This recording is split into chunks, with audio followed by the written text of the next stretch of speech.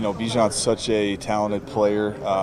He's going to play running back first and foremost, and then any way we can find creative ways to get him the ball, like the Niners do with Christian McCaffrey, is exactly right. So there's a coach that got hired this offseason that I'm really, really excited about. I'm really excited about it because of the way he approaches the game. And I don't know this coach personally, but my co-host, Evan McPhillips, does, and that's Zac Robinson. He was just named as the Falcons' new offensive coordinator.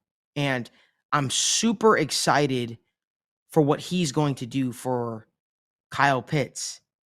But more importantly, I'm really excited to see what he does for Bijan Robinson. I think those two guys are in for big years for the Atlanta Falcons.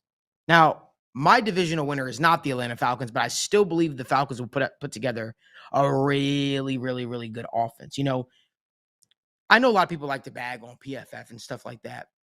But when you get someone who is willing to adapt their coaching style to fit the modern NFL game, right? And understand schemes and understands also from a quarterback's perspective. Zac Robinson was a quarterback in the National Football League for several years, but he understands the game from a football perspective, from a quarterback perspective, meaning when you get a guy that has that background, that has that experience, even more so than a former running backs coach or a former running back or former wide receiver, they get to almost tailor their game plan to make life easier for their quarterback.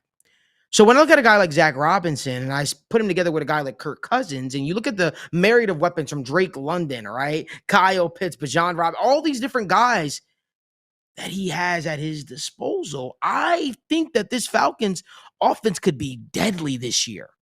But I really believe the workload that we see Bijan Robinson get this year is going to put him in discussion for some pretty lofty awards. I think that Bijan Robinson, from a talent perspective, is elite. That's just how I feel. I struggle to understand why Arthur Smith wasn't able to get the most out of that offense and more so out of that guy.